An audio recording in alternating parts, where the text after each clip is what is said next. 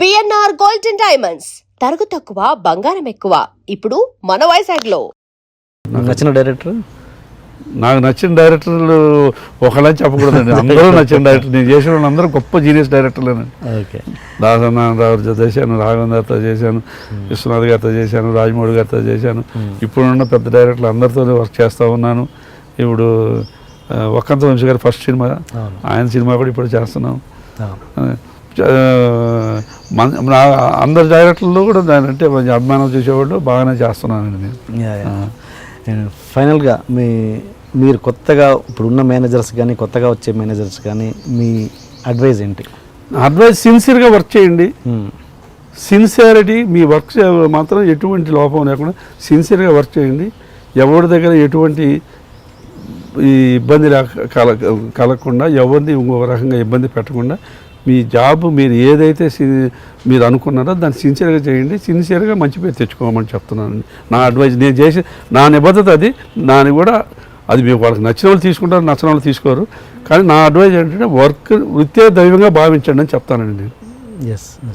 ఆ పని మీరు మిమ్మల్ని ఎందుకు పెట్టుకున్నారు? మీ వర్క్కి మీరు సిన్సియర్గా చేయాలని పెట్టుకుంటారు. ఇప్పుడు నేను ఒక మేనేజరే కాదు, ప్రతి ఒక్క డిపార్ట్మెంట్ కూడా నేను అనేది మీరు అనుకున్నది మీరు గోల్ చేయాలంటే సిన్సియారిటీ చాలా ముఖ్యము. ఈరోజు పెద్ద పెద్ద హీరోలు కూడా వాళ్ళ వర్క్మెన్షిప్, వాళ్ళ డెడికేషను, వాళ్ళ సిన్సియారిటీ ఇన్ని రోజులు కూడా ఈ ఇండస్ట్రీ ఉందంటే ఆ సిన్సియారిటీ ఉందని నేను నమ్ముతున్నానండి. మన పెద్ద హీరోల దగ్గర నుంచి చిన్న హీరోల దగ్గర నుంచి పెద్ద టెక్నీషియన్, చిన్న టెక్నీషియన్ అనేది తారతమ్యం లేకుండా సిన్సియారిటీ చాలా ఇంపార్టెంట్ ఈ ఇండస్ట్రీకి. నాకు తెలియదు, మిగతా ఇండస్ట్రీ నాకు తెలియదు, నేను దీంట్లోనే ఉన్నాను కాబట్టి చెప్తున్నాను. అదే. ఓకే సార్, ఇంకా ఏమైనా చెప్పాలనుకుంటున్నారా? ఇంకేముంది సార్, మర్చిపోయిన విషయాలు ఏమన్నా? మర్చిపోయినా అంటూ నా అన్నీ మెమరబులేనండి. నేను ఆ ప్రతిదీ ఎంజాయ్ చేసి సినిమాలు వర్క్ చేస్తున్నాను, ఇంకా ఎంజాయ్ చేస్తూనే చేస్తానండి. నాకు ఎండకి వెళ్ళకూడదు, వర్షం వెళ్ళకూడదు అని ఏముండదు. నాకు ఇప్పుడు 64 ఏళ్ళు వచ్చినా నేను హుషారుగా వెళ్ళి పనిచేయాలని అది ఉంది కాబట్టి నేను వెళ్ళి చేయగలుగుతున్నాను. మామూలుగా ఇప్పుడు అవుట్డోర్ వెళ్ళినప్పుడు ఇక్కడ హోటల్స్ బుక్ చేస్తారు కదండి, అది ఎంత అవుతుందండి బడ్జెట్ మామూలుగా? సార్ అది ఒక్కొక్కటి ఒక్కో రకంగా ఉంటుంది సార్. ఇప్పుడు మనము కొంతమంది పేర్లు చెప్పను,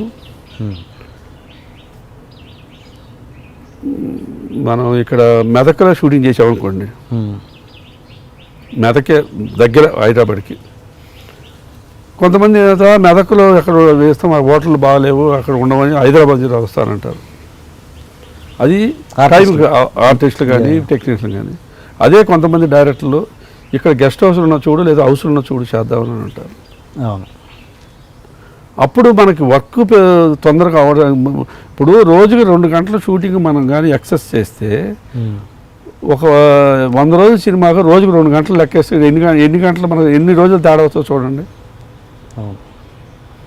అదే మేము ఎవరికైనా సరే, ఇప్పుడు ఒక డైరెక్టర్లకైనా ఏదైనా రోజుకి ఒక 2 గంటలు మనం మార్నింగ్ 9 గంటలకు అనేది కాదు, 7 గంటలకు కానీ కాదు, 7:30 కాదు, ఏదైనా స్టార్ట్ చేసామంటే సాయంత్రం 6 గంటల దాకా షూటింగ్ చేసినా రోజుకి ఒక 2 గంటలు కలిసి వస్తుంది మనకు. ఆ 2 గంటలను మీరు వేస్ట్ అవ్వకుండా ఉపయోగపెట్టుకుంటే, ఇప్పుడు ఎక్కడ లేదు సార్ మనకి ఈ ఇండస్ట్రీలో, మన హైదరాబాద్లో 6 to 6 కాల్ షిఫ్ట్ ఇండియాలో ఎక్కడా లేదు. మన దృష్టి అనుకోవాలో, మన పెద్దలు నిర్ణయాలు అనుకోవాలో 6 to 6 కాల్ షీట్ ఉందంటే మనకు ఈ ప్రొడ్యూసర్ ఒక రకంగా అది చాలా అడ్వాంటేజ్. అది ఉపయోగపెట్టుకుంటే నీకు కనీసం ఒక 10 రోజులు షూటింగ్ కలిసి వచ్చిందంటే నీకు ఎంత కలిసి వస్తుందో చూడండి సార్. ఒక 100 రోజులు మనం బడ్జెట్లో 90 రోజులు షూటింగ్ చేసామంటే అది అలా ఉపయోగపెట్టుకోకపోవటం మూలాన కొంచెం ఒక రకంగా మనకు బడ్జెట్ పెరుగుతుంది. అలా రోజుకు 2 గంటలు ఇంకొక 10 రోజులు మనకు ఎక్సెస్ అయినట్టేగా. అవును. మామూలుగా ఇట్లా విలేజెస్లో ఎక్కడన్నా షూటింగ్ అవుతున్నప్పుడు అక్కడే స్టే చేసే హీరోలు ఉన్నారా? ఉన్నారు సార్, అదే చెప్తున్నారు. మేము మీరు ఆ మాట అడిగేటప్పుడు చెప్తున్నారు. మేము డోలావేరా అని ఒక మారుమూల ప్రాంతం, అక్కడ ఎవరు ఉండరు, ఒక చిన్న విలేజ్, చాలా చిన్నది. ఇల్లు కూడా పెద్దగా ఉండదు, మామూలు నార్మల్ ఇల్లు ఉంటాయి. ఒక గెస్ట్ హౌస్ ఉంది, అది ఎవరిది, గవర్నమెంట్ది. పైన ఏంటంటే వరిగడ్డి వేసి కప్పేసి తార్పాలు చుట్టూ ఉన్నాయి, కింద ఏమో రౌండ్ టెంట్లు వేసి ఉంటాయి అన్నమాట. మన హట్లు మామూలుగా ఇక్కడ వీళ్ళు ఉంటాయి రిసార్ట్స్లో పెట్టుకుని చూడ, అలాంటివి ఒక 10 ఉన్నాయండి. మిగతా అంతా మేము ఎంతమంది యూనిట్ వెళ్ళామనుకుంటాం అంటారంటే డోలావరాకి మగధీర సినిమాకి ఆ విలేజ్లో 25 గుర్రాలను తీసుకెళ్ళాం ఇక్కడి నుంచి.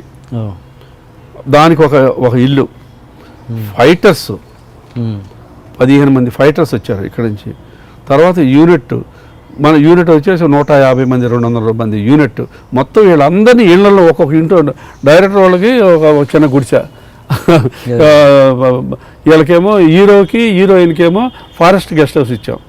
ఓకే, ఫారెస్ట్ వాళ్ళది గెస్ట్ హౌస్ ఉంది, వాళ్ళ గెస్ట్ హౌస్ ఇచ్చాము. అట్లా అందరిని అలా ఉండబట్టే నీకు అంత తొందరగా షూటింగ్ చేయగలం, లేదంటే ఇంకొక 10 రోజులు చేయాల్సి వస్తుంది. ఆ రకంగా అడ్జస్ట్ అయిపోయి ఎక్కడికి వెళ్ళినా అదే ఉండాలంటే మనకు అక్కడ 5 స్టార్ హోటల్ ఉండవు, ఉన్న దగ్గర ఇస్తారు, లేనప్పుడు మాత్రం అడ్జస్ట్ అవ్వగలిగితేనే మనకి కొంచెం అడ్వాంటేజ్ ఉంటుందండి. ఈ ముంబై హీరోయిన్స్ తోటి, ముంబై ఆర్టిస్ట్ తోటి ఎలాంటి ప్రాబ్లమ్స్ ఫేస్ చేస్తుంటారు? వాళ్ళు కూడా చాలా సింపుల్ సార్, వాళ్ళకేం పెద్ద ఇదేం ఉండదండి. వాళ్ళు కూడా పెద్ద ప్రాబ్లం వాళ్ళు ఏం కాదు. వాళ్ళు కూడా ఇప్పుడు వాళ్ళు వచ్చేసి ఇప్పుడు రామోజీ ఫిల్మ్ సిటీ, వాళ్ళకి బాంబేలో ఉండకుండా వచ్చి ఫిల్మ్ సిటీలో షూటింగ్ చేస్తున్నారుగా. అవును, వాళ్ళు వచ్చి తారా హోటల్లోనే ఉంటారు వాళ్ళందరూ కూడా. వాళ్ళతో ఇబ్బంది ఏం లేదండి. మన వాళ్ళు కూడా అంతే. అది ప్రొడ్యూసర్ని బట్టి, డైరెక్టర్ని బట్టి కొంతమంది హీరోలు అయితే హీరోయిన్లు అయితే అడ్జస్ట్ అవుతారు, కొంతమంది ఏమో అడ్జస్ట్ అవ్వకపోవచ్చు. అంతేగా ఉంటుంది కానివ్వండి. అంటే అందరూ ఎక్కడికి వెళ్తే వాళ్ళు కూడా ఉంటారు. ఇప్పుడు మేము ఆ మగధీర చేసినప్పుడు ఆ ఇళ్లలోనే వాటిలో ఉన్నట్టు అందరూ ఉన్నారుగా అక్కడే. ప్రొడ్యూసర్, డైరెక్టర్, హీరోయిన్, విలన్లు అందరూ ఉన్నారు. చిన్న సినిమాలు 10 లక్షల్లో, 15 లక్షలు, 20 లక్షల్లో తీసే సినిమాలు కొన్ని ఉంటాయి, కొన్ని 50 లక్షలు అనుకుందాం. అలాంటి వాటి కూడా ఈ డిపార్ట్మెంట్ ఉంటుందా? ఉంటుందండి. ఒక్కొక్క డిపార్ట్మెంట్ అంటే తీసుకెళ్తారండి. తీసుకెళ్ళకుండా మొత్తానికి ఎవరు ఇప్పుడు మేనేజర్లు ఉన్నారు, ఒకళ్ళన్నా వెళ్తారు. చిన్న సినిమా అంటే ఒక మేనేజర్ అనే వెళ్తాడు, వెళ్లకుండా ఉండరు. లేకపోతే వాళ్ళకి ఏం తెలుస్తుందండి. ఇప్పుడు విలేజ్లో తీసుకెళ్ళి వాళ్ళు ఏం వాళ్ళకి యూనిట్ అని బుక్ చేయాలంటే ఆ యూనిట్కి వెళ్ళినప్పుడు కెమెరామెన్ అయినా వాళ్ళంతా కావాలి కదా. దానికి చేయాలంటే కొంత చిన్న నాలెడ్జ్ లేకుండా కూడా చేయాలంటే కష్టం అండి, అది చేయలేరు. లేదా అలా చేస్తే అటు ఇటు కాకుండా అయిపోతారు. సో ఈ సందర్భంగా వాళ్ళకి అలా చిన్నగా ఏదో సినిమా మీద నా ఒక అడ్వైజ్ అంటే చిన్నవాళ్ళైనా పెద్దవాళ్ళైనా ముందు పూర్తిగా సినిమా అవగాహన చేసుకొని సినిమాలు తీయండి. అప్పుడు మంచి సినిమా తీసుకోగలుగుతారు, వేస్టేజ్ అవ్వకుండా ఉంటుంది. మనకి మీరు బిజినెస్ పరంగా కూడా ఉపయోగం ఉంటుంది. లేదంటే ఏదో తీసాము, ఏదో చేసాము, ఏదో పోయాము, అయిపోయింది, వచ్చింది పోయింది అన్నట్టు ఉంటే అది ఇండస్ట్రీని తిట్టడం ఎక్కువైపోతుంది. తిట్టడమేముంది, ఒకరు తిట్టేదేముందండి. మనం ఇది సముద్రం లాంటిది, కొత్త నీరు వస్తూ ఉంటుంది, పాత నీరు పోతూ ఉంటుంది అన్నట్టుగా ఉంటుంది. కానీ అది దానివల్ల పెద్ద అడ్వాంటేజ్ ఉండదు, డిసడ్వాంటేజ్ ఉండదు. కానీ దానివల్ల చెడ్డ పేరు అంతే. అదే నేను చేసిన డైరెక్టర్లో కొంతమంది డైరెక్టర్లు ఆ రోజుల్లో ఈ విశ్వనాథ్ గారితో నేను చేశాను కాబట్టి సినిమా అని అదే ఊపిరి కింద ఆయన ఆ రోజుల్లో అలా చేశాడు. ఇప్పుడున్న డైరెక్టర్లో రాజమౌళి గారు సినిమా రెండో వ్యాపకం అనేది ఉండదు. అదే సినిమా గురించి ఆలోచిస్తుంటారు. సినిమాలో నిద్రపోయిన సినిమా, మేలుకున్న సినిమా. ఆ రోజుల్లో కూడా ఆయన అలా చేశారు. అదే ఇప్పుడున్న మిగతా వాళ్ళు అందరూ చేయలేరని కాదండి, నేను చూసిన వాళ్ళ గురించి చెప్తాను. అంత సిన్సియర్ అండి ఆయన ఆ రోజుల్లో. ఆయన విశ్వనాథ్ గారు కూడా అందుకే ఆయన కళా తపస్వి అనే బిరుదు మరి ఎవరిచ్చారో కానీ ఇప్పుడు ఈ రోజుల్లో నేను కూడా అలాగే చేస్తున్నాను. అది ఒకటి మాత్రం నేను చెప్తాను. ఇప్పుడు గ్రేట్ రాఘవేంద్రరావు కమర్షియల్గా ఆయన, రాఘవేంద్రరావు, తర్వాత దాసనారాయణరావు గారు, ఇప్పుడున్న పెద్ద డైరెక్టర్లు అందరూ వాళ్ళు కూడా చేస్తున్నారు. కానీ వీళ్ళు ఎంత లేదా అలాంటి సినిమాను ఆ రోజుల్లో ఆయన అలా తీశాడు, ఈ రోజుల్లో ఈయన ఈ సినిమా తీయగలిగాడంటే వాళ్ళ వర్క్, డెడికేషన్ నిజంగా నేను 2 చూశాను కాబట్టి నేను యా చెప్తున్నాను. ఓకే సార్, చాలా మంచి విషయాలు చెప్పారు. Thank you. Thank you so much.